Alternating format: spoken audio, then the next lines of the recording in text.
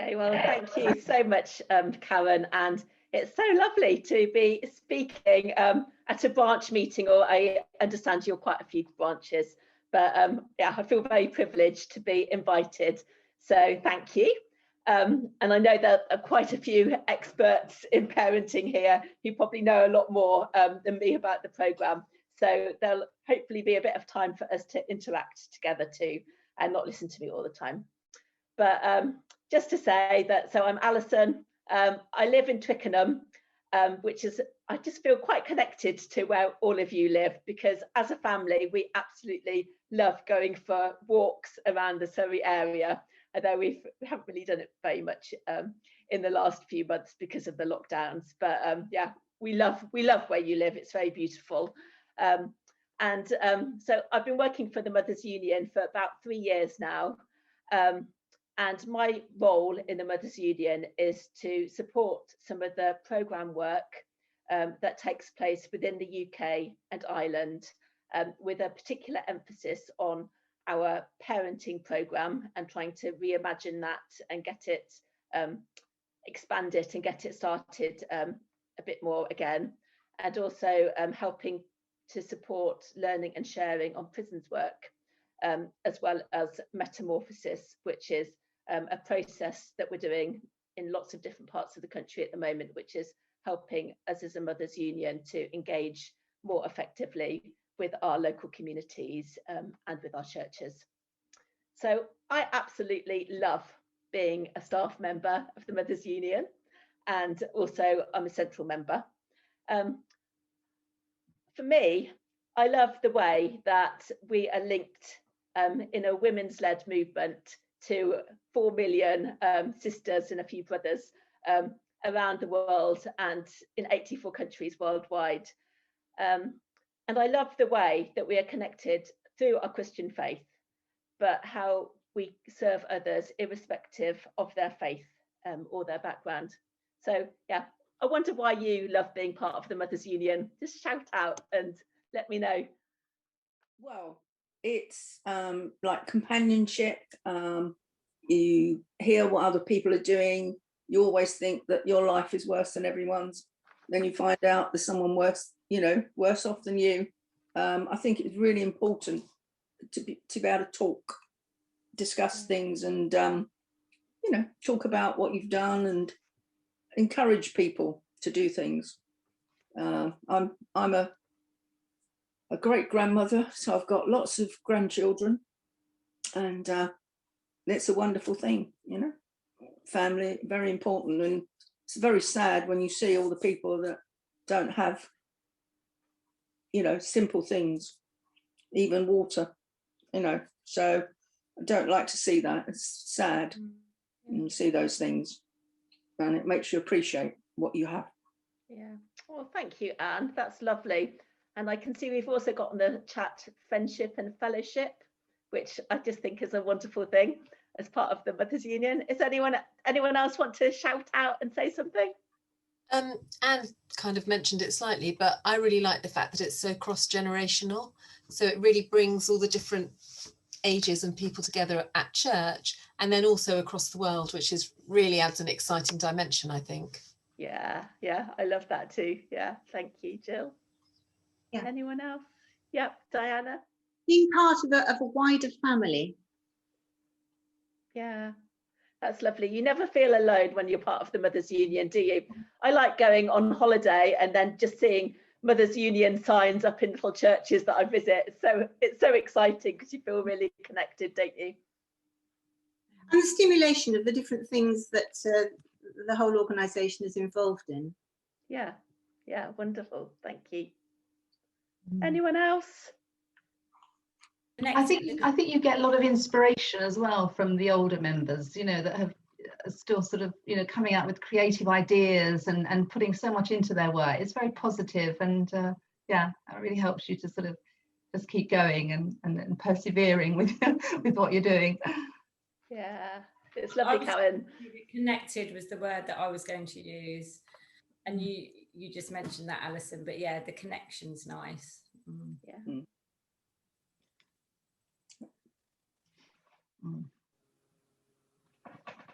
Okay, and then we've also got good to support and at the local and the global level. Yeah, I love that too. So just to tell you a bit about myself, before I came to the Mothers Union, for all my working life, I've been involved in community development work in some sorts of guise. I've worked in the Caribbean, and I've also worked a lot in all sorts of Asian countries. So for all my working life, and what I think I've learned a lot about what brings about change. And for me, it's not about throwing money at a situation. It's not about bringing in high cost external solutions, but I think the way that change happens is just the way that Mothers Union does it. And I love the way, as the Mothers Union worldwide, we get alongside people, forming relationships. We see the God-given potential in everyone. And also we realise that they have the potential to solve their own problems, to come up with their own solutions, which are much better than our external solutions. And our job as Mothers Union members, when we reach out to others, is to help to unlock the potential of our sisters and brothers and those who are in need. And for me, I see this very much in Mothers Union's parenting programme across the world. And I think that's probably why we have so many positive stories of change from our parenting work. So as I suppose a lot of you have heard, the Archbishop of Canterbury has talked about the Mothers Union as the Church of England's best kept secret. And I think when we think about our passionate about parenting programme across the world, I really think that that is one of the Mothers Union's best kept secrets too. So I'm looking forward to sharing, I'm going to share 3 little stories from our parenting programme with you this evening. And I'm just hoping, because I know some of you have been involved in the parenting programme, I'm hoping that you might share some of your secrets with me and with the rest of the group in a few minutes too. So as you probably know, our Passionate About Parenting programme was one of Mothers Union's Millennium programmes. And then over the past 20 years, within the UK, we've managed to train 350 parents groups facilitators, and they have been accredited as Mothers Union facilitators with the Open College Network.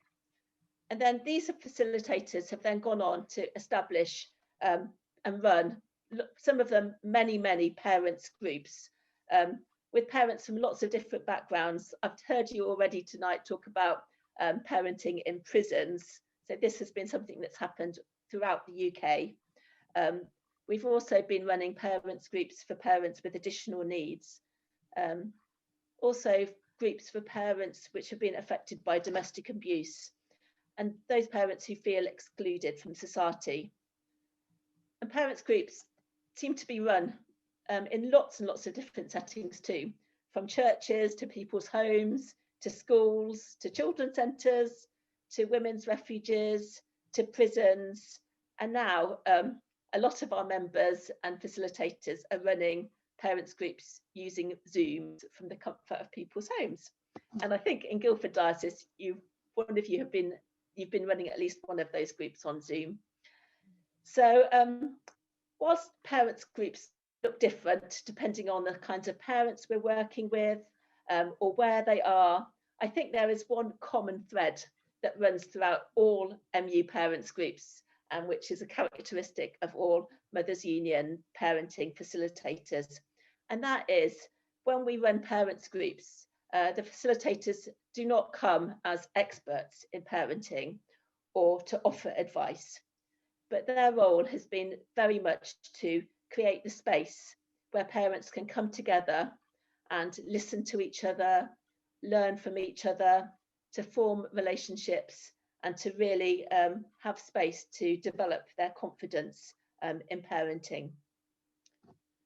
And the role of the facilitator hasn't been to offer advice, but it has been to make sure that every person in a parents group is feeling valued and their voice gets heard. And I think this is what's so special, and this is what has created so much change and transformation. So I'm going to tell you about Barbara, I've actually changed her name because this is a bit of a sensitive story and she doesn't want it told. But let's call her Barbara. She lives in the north of England and she recently trained as a parents group facilitator. She's a lovely retired lady. She's never done anything like this before. So when she trained as a parents facilitator, she decided that she didn't want to do it alone with just one other person, but they would work in groups of 3 facilitators. So there'd be a lot of support. And in that way, she built her confidence up as a facilitator. And the first group that she ran was in a women's refuge. And the mums in this group were mums who, sadly, most of them didn't have their children living with them. A lot of the children had been taken into care, and quite a lot of the mums in this group weren't able to have unsupervised contact with their children, but they had to do it with a social worker. So these were parents who were really at a very kind of low ebb as their confidence as mums, and they'd be constantly assessed by social workers, and their parenting would be kind of critiqued. So you can kind of imagine how kind of challenging in a way this group was. And Barbara was pretty scared to be facilitating a group of these mums, knowing that their experience was so different from her own. But she tells us that by the second group session, she was feeling confident and relaxed. And actually, the mums in the group were starting to feel confident and relaxed, mainly just because Barbara and her 2 friends who were facilitating had just created space to listen to the women and listen to their problems and create a space for them to start thinking about and start building their confidence in knowing how to address some of the issues that they had in parenting. And Barbara says how she could visibly see these women grow as they developed in self-esteem. And she tells of one mum who had been at so many parenting trainings with social services, and then she had been assessed for parenting, and every time social services said, no, you're not fit to pet. Well, they'd told her that she couldn't have unsupervised contact with her children. But after being in the Mothers Union parents group, the social workers were so shocked at how she had really changed, how she'd really grown in confidence, how she'd developed skills in parenting, how she'd been able to listen and relate really well to her children. And now she's having unsupervised contact with her children.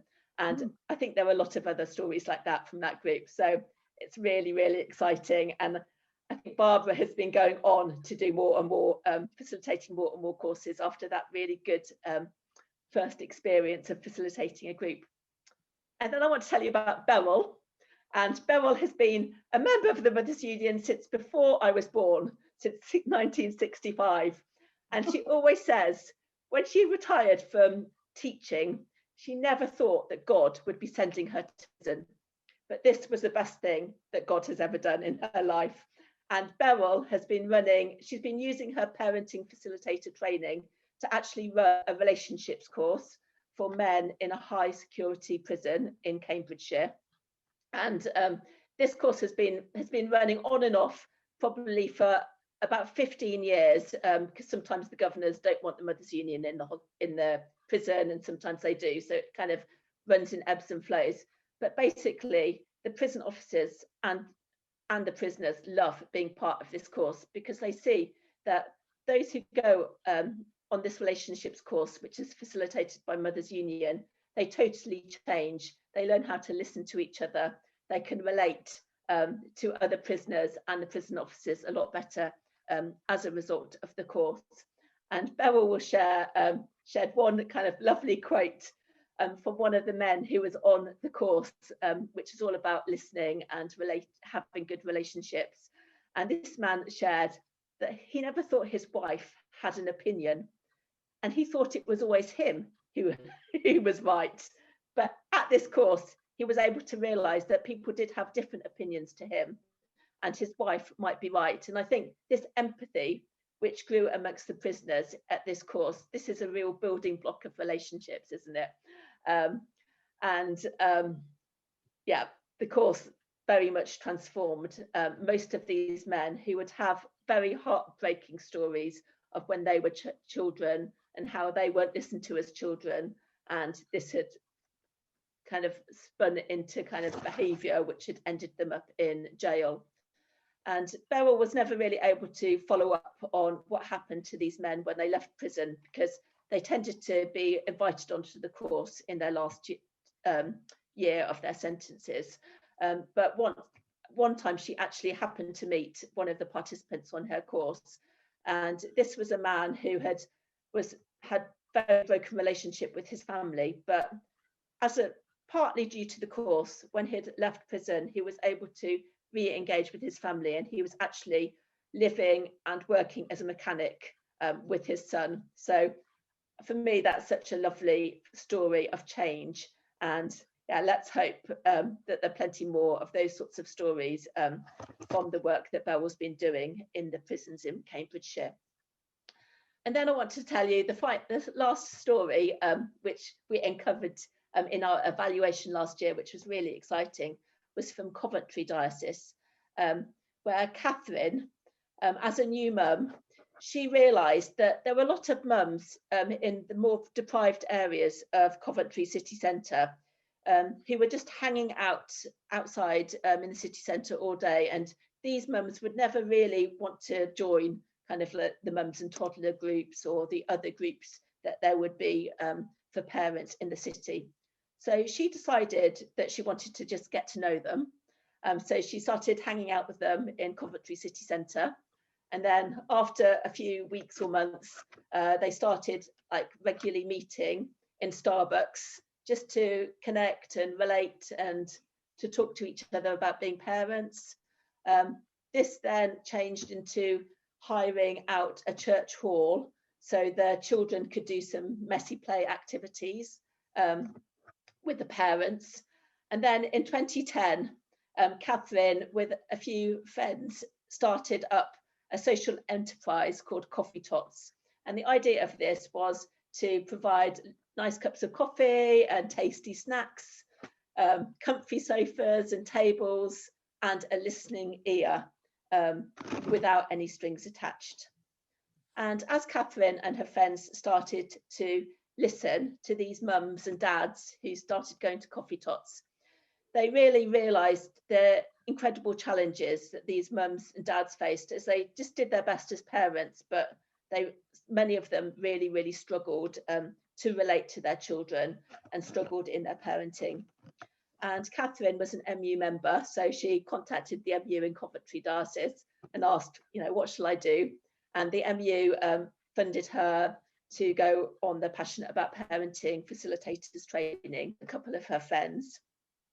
And the kind of people who went to Coffee Tots were people who were not very interested in being part of a parenting group, as I've said before, because a lot of them had been engaged with social services, and the kind of like social services forcing them to go on various parents' courses. But because Catherine and her friends had developed really, really good relationships with these mums and dads, they were able to create a kind of atmosphere of saying, come on, let's learn together. And parents started to come and discuss and learn about parenting and how to work together. And there's one lady who was one of the first mums who came to Coffee Tots. We'll call her Mary. She was dependent on benefits. She'd never worked, and she also didn't really understand why she'd need to or want to work. She had no GCSEs herself. She'd been in foster care for most of her life, and she wanted to be a good mum, but she was really struggling to know how to engage with her children. But she started doing some of the courses that Catherine and her friends ran in Coffee Tots, and really, really changed and grew in confidence and learnt. And nowadays, Mary is actually working for Coffee Tots and running some parents' courses herself. And she's got 3 children, and they are really thriving now. And up until the lockdown, Coffee Tots was open every single day of the year, apart from Christmas Day and New Year. And between 10 and 60 families would be in the coffee tots, engaging with the team there every single day. And probably over the course of the year, they were able to engage with 200 families, running kind of a range of courses, including like money management, cooking courses, art, looking at decision makings, healthy relationships, baby massage, baby weaning. So kind of a whole range of courses to help build confidence of the mums and dads. And I think Coffee Tots has really been able to engage where a lot of other people haven't been able to engage with these mums and dads. And this is probably due to the wonderful way that as Mothers Union members, we like to focus on relationships and coming alongside people and not preaching that to them or telling them what to do, but just encouraging them. I just think these are three, for me, they're really, really inspiring stories, which as a staff member and also a member of the Mothers Union, they really want me to get me out of bed in the morning, because I want to hear and be part of creating more of these stories. So I know that a lot of you in this Zoom room tonight have been part of the parenting programme, and probably for a lot longer than I have, because I've only been involved in the Mothers Union for 3 years. So I was just wondering, do you have any stories or examples to share or experience to share of what you've learned from being part of a parents group or from facilitating parents? Personally, for me, I felt it was a real godsend. I met Karen at a little church toddler group, and I had my twins, and I think I was very tired at the time, and I was coping. And Karen said, parenting's hard. You know, if you want a parenting course, I remember saying, no, I'm fine. And then there was a day, I think they hit the 2s, and they were kind of like hanging off my legs and crying and having these meltdowns. And I was like, what do I do? Literally cried out, and the phone rang, and it was Karen saying, hi, I don't know if you remember me, just calling about this parenting course. And I was like, yes, please. And it was the first time for me I had any childcare, that I'd left the twins with anyone, and it was quite painful, wasn't it, Karen? So crying and screaming through the room, but they settled, and I just really loved that time. For me, it was invaluable. So many tips. You know, I was probably quite frantic mum, trying to play with them, engage all the time, and you know, just to be told some of the vital, you know, tips, and through Ruth and Karen, you know, the way they explained it was great, and the discussions with others. But it was just so useful to use that as a tool going forward, and you know, ignore the misbehaviour, and you know, not the just make noticing comments, and you know, you don't have to be playing with them all the time. And it was just really refreshing. There was loads I took away from it, and we did the second one, which I probably need to refresh myself on, I think. Because now the girls are going into that phase, and I think they were a bit younger by that point. But now they're in that pre-teens sort of phase, so it will be, you know, I need to get my book out. But yeah, great, really good. There's some good resources for pre-teens, I think. Yeah, Karen and I actually went on the first Guildford Diocese parenting course at Woking. How many years ago was that? It was 2006 or something, was it? Yeah, 5, I think. Yeah. We became very friends. It was a residential course that the diocese paid for us to go, and it was just brilliant. We became really good friends, didn't we, Karen? And we've been friends ever since. And we've done a few parenting courses together. Not too many together, because we're kind of different parts of the diocese, really, aren't we? But yeah, always struggled to get parenting courses going. I've always found it hard to get people to want to go on the course. So I tend to do more different ones. I've ended up doing the one in the prison with the chaplain there.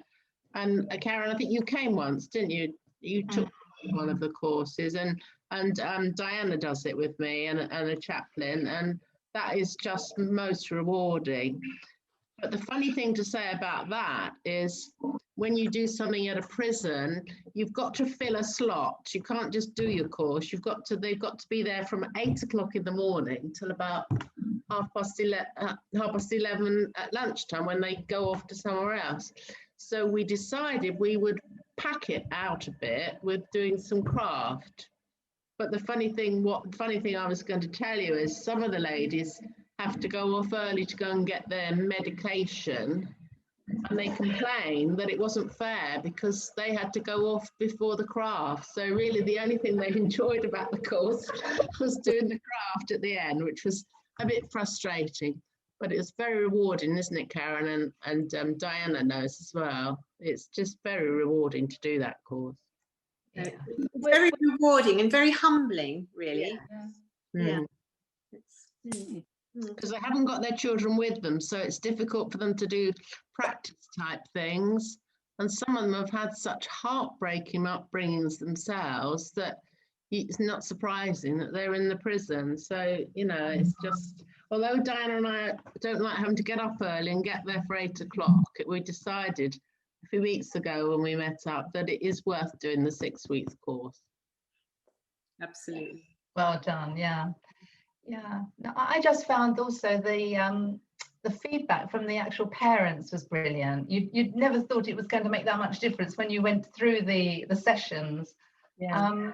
But by the end of it, somehow the parents, they really did make it. As you say, we weren't there as experts at all. We were just sort of taking them through things. And then the parents filled in all the bits in the middle, and through their discussions, they really helped themselves. And I think it was just that being together and supporting each other, giving them time, which I really appreciated, just how much that, was lovely for the mums. I want to say thank you to Karen for introducing me to it as well, and working with you at the time we worked together, which was so lovely.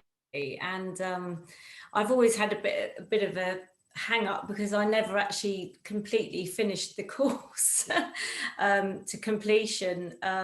Just life got in the way, I think, and I just didn't, and maybe that I felt that maybe that wasn't my my path at the time, but I really enjoyed working alongside you and learned a lot, even though I had sort of my history is childcare, but just working and seeing the just working it out together as a group. I remember the first article that you wrote for the magazine, actually, and I remember you saying how much you had your relationship with Lulu, I think we called her at the time, she was about 4, had really improved, or how you'd sort of seen her from a different light, and that was just so revealing and lovely that you can see parents, like ourselves, really changing or just changing our views slightly to absolutely, and actually I can clarify that has grown and grown and grown through. She's 13 now.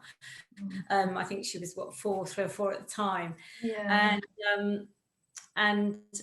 I mean, I've had 2 compliments today about her, and it does make you feel really sort of rewarded as a parent. But in what I do now as well in my work, I still use examples from those parenting courses. Just little behavioural tips and things like that. So they are great. And Emma, I'm with you on that one with the teenager one. Maybe we need to do something quickly. Thank you to Mothers Union for the wonderful course, and for Karen as well, and the mums and the kids, everyone. Thank God. Oh, it sounds fantastic. Yeah, can I just add, I mean, I attended one of Karen's courses years ago, and apart from all the tips, I think what I really liked, and someone touched on it a little bit earlier, was the sort of serenity of the session and the quiet times and the thinking times, but just having a little bit of headspace. I'm sure there were candles lit, Karen, was that right? I just remember it all. There were, when I used to come in, the candles were there, and I'd sort of think, oh, this is nice. And just for a while, you didn't feel responsible for everything that was going on. My daughter at the time was at play school, and my son was in the room next door being looked after, which was lovely. So yes, thank you for that. It was a real haven of peace, I think, as well as encouragement. I just want to say that I haven't really organised this session to have all this praise. I feel a bit sort of, in fact, my whole, if you like, my enthusiasm for parenting has kind of gone completely, really, because I would say that I have lost my confidence in doing it. We haven't done any since 2012 or 14, and I feel past it. And it's quite interesting you're saying about these older ladies that are doing it. I think doing it with facilitators, it would be, you know, perhaps helpful. But I think apart from Ruth and Catherine, I did quite a few on my own, and it's quite hard doing it on your own as well. And yeah, so to get the sort of momentum going again is always quite difficult. But whatever. Yeah. Well, that is really it's so interesting just listening to you all, because I think what I wanted to say is like what you say really resonates with what we found in the evaluation that we did last year.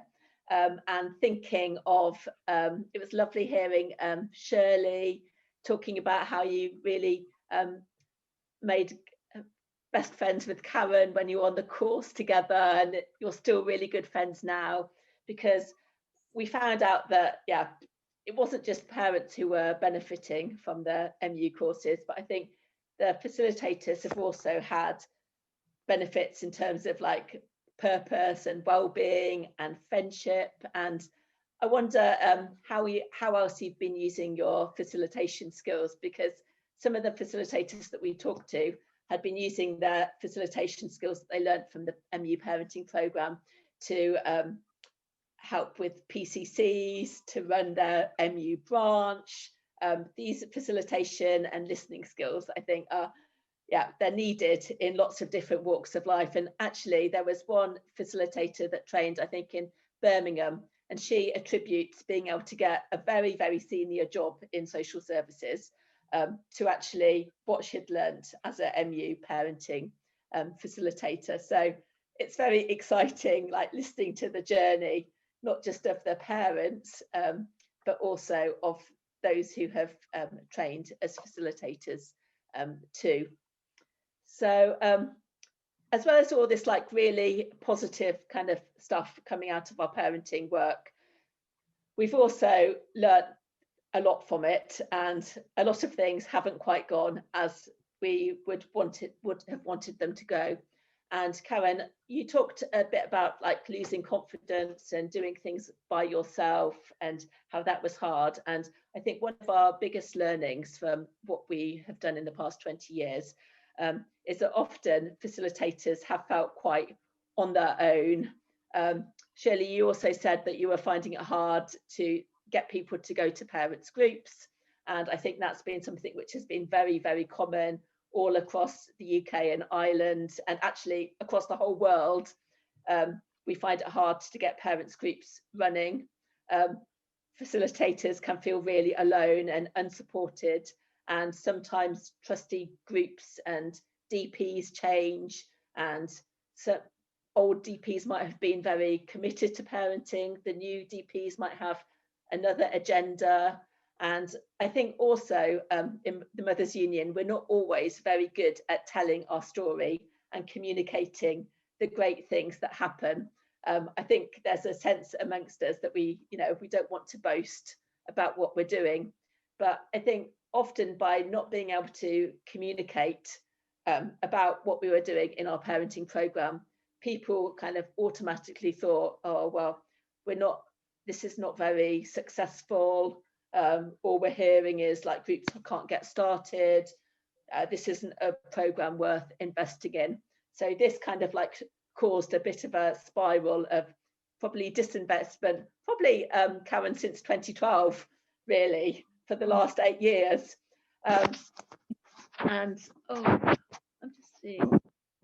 Oh, sorry that you're having problems with your connection. Oh, yeah. I don't know whether it's me or not. Okay. So so I think there are things that we have learned too, and things that haven't gone so well. And we have found that where the facilitators have maintained a real kind of like sense of energy, it's often been when they have been working as a group with other people. So it's more fun working with other people, as we know, and also when they've connected with a partner organisation or some kind of body which has helped to bring the parents to them. So Mothers Union are kind of experts in once they get a parenting group together, but sometimes we find it hard to form them. So I think it's interesting to hear that you're running parenting in prisons. So there you have your own little pool of parents who want to learn. And this is why I think our parenting groups, which have worked in schools and refuges as well as prisons, why they have run so well and year on year on year. So that's kind of quite a big learning. So at the moment, we evaluated our programme last year. We really found that there's so much that is worth continuing and building on. I think because we hadn't invested in our programme, I came into this thinking, oh, I don't think the Mothers Union parenting programme, you know, it's probably not worth continuing. It's probably had its day. The Mothers Union will move on to something else. That's genuinely how I felt. But it was really exciting for all of that to be, all of those feelings to be totally changed when we just started listening and hearing great stories, impact and good lessons learned. And it's funny because we're doing parenting all over the world, from Guyana, where our worldwide president was one of the parenting trainers and has trained all over the world. And we're doing it in the Solomon Islands, in Myanmar. We've done parenting all over Africa too. So it's really a worldwide kind of initiative of the Mothers Union. And it's funny because we find that the joys and the strengths of our programme are the same, whatever country we're in the UK, Guyana, in Myanmar, similar amazing stories of change, as well as similar challenges. So moving forward, we've decided that we're going to work together as a whole across our worldwide movement, realising that together we're better, and that we've got a lot of strength when we work across the world together in terms of inspiring each other and learning and sharing our skills. We've also learned that our facilitators need a lot more support to establish groups, to follow up with parents who've been on courses, to help us tell our story as the Mothers Union. And so we really need to have a bit more of a team effort. And we've learned that lots of people a range of people should be involved in our parenting programme.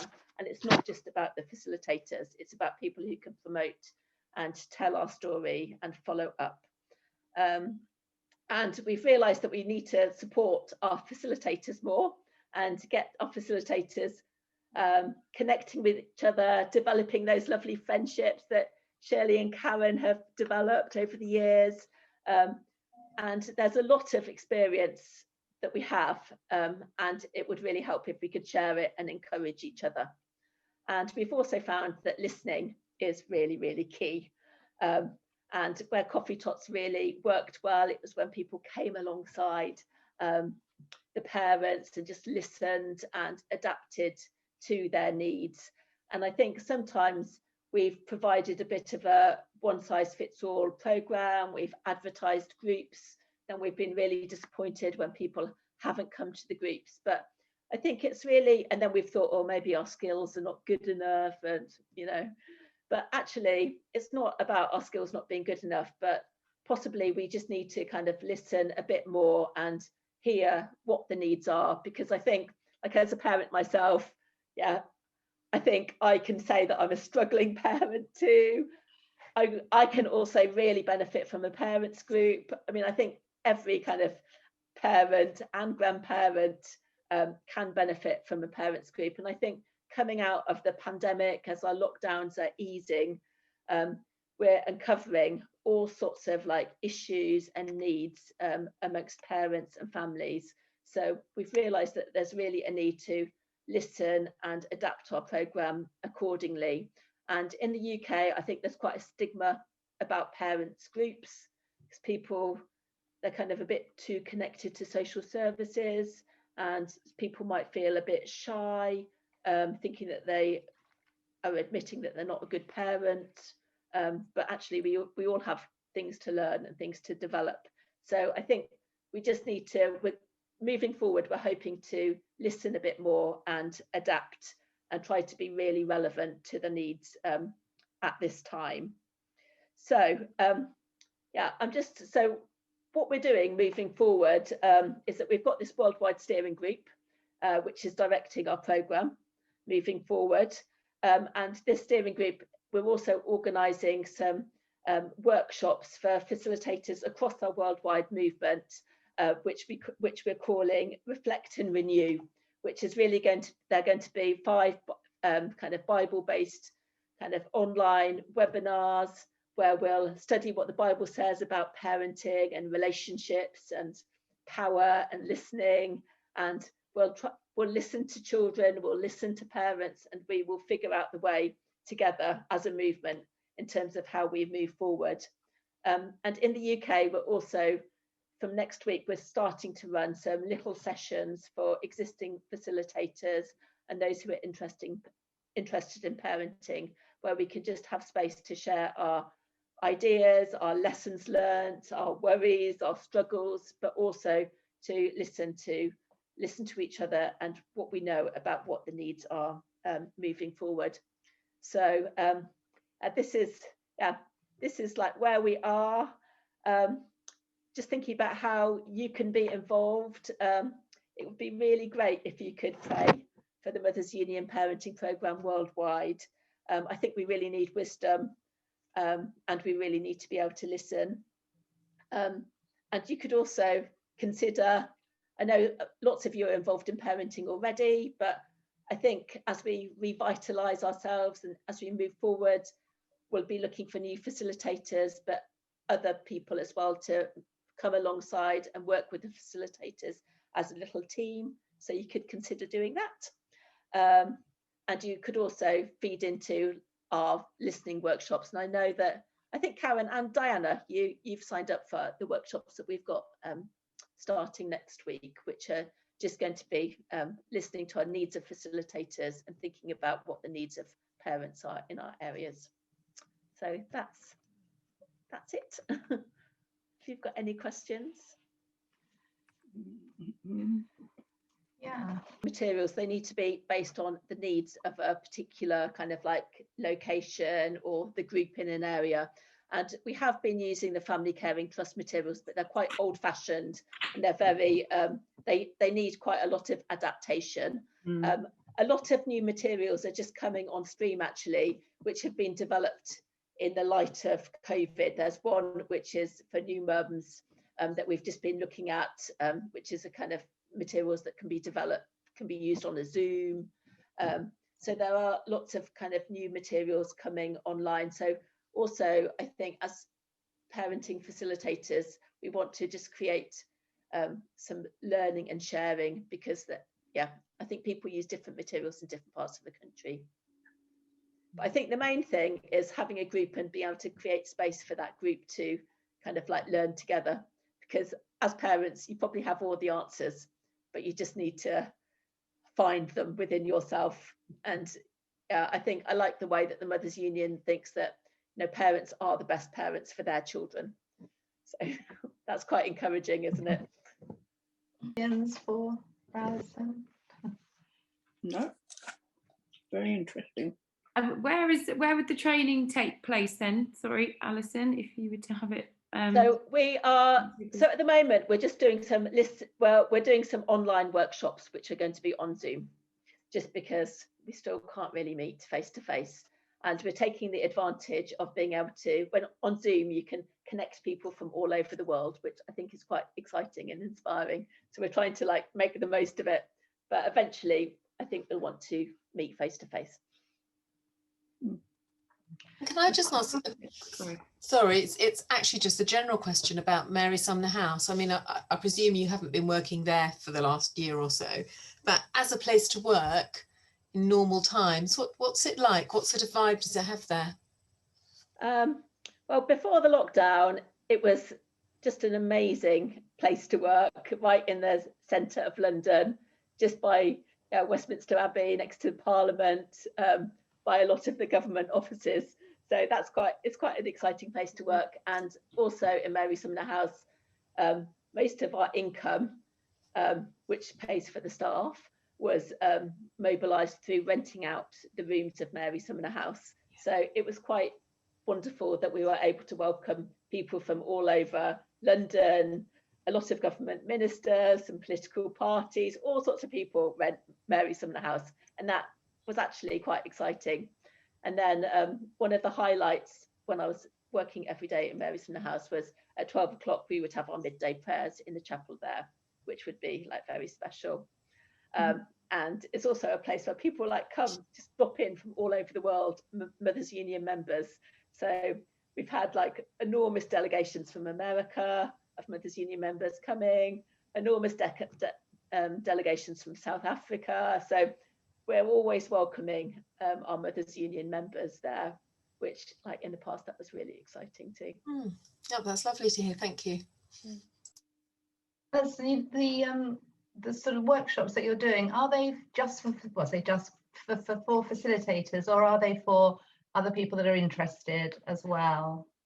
Well, we started having them for facilitators, but actually we some of the members of we have a little working group which includes some of the parenting facilitators at the moment, and our parenting trainers, Diane and Heather, who you might know, and they were very keen that we open it out, so beyond the facilitator group. So yeah, it's kind of being opened out. So if you know of anyone who might be interested, Karen, please invite them along. I was just wondering if there was literally anyone here that might be interested to just perhaps be on a sort of reflecting, like Emma has said, she may be quite interested, and I know Kate was sort of maybe eventually, or I was always thinking she'd make a very good facilitator. Yeah, whether they would be welcome just to come and sit in on one of the workshops if they want. Definitely, yeah. Definitely. So I think we're running them next Tuesday at 2:30 and Wednesday evening at 7:30 till 9 next week, and then on the 27th at 10:30 in the morning. And they're going to be just 90 minutes. They're going to be gentle, no expectations, just like listening to each other. And we've developed some materials and some questions, and yeah. Okay. So you're very welcome. You're very, very welcome. I have got that. How long do you train the facilitators for? Sorry. So we're trying to trying to sort out and streamline and maybe revise our facilitator training. So we're not going to be running it immediately, but we've had quite a lot of lessons learned from that too. But in the past, it was run over a weekend with a kind of a follow-up day about a month after. But we might try and do this in a different way because we want to attract like a really big range of people. Well, it sounds exciting, and I think you're doing brilliant work. So thank you for carrying on that work at the Mothers Union, because I think we've heard there's a lot of people that are passionate about parenting, and we all think it's a brilliant job and something very important in our lives to be for our children. So yeah, it's great the Mothers Union still have decided to carry on with their plans for the future. And yeah, hopefully there'll be one or two people that might, you hopefully will come into it. So thank you very much for your input and your, inspiring words. It's been really lovely to listen to you and to meet you, to see you, put a face to your voice and your emails. So it's really lovely. Yeah. So thank you very much. Thank you.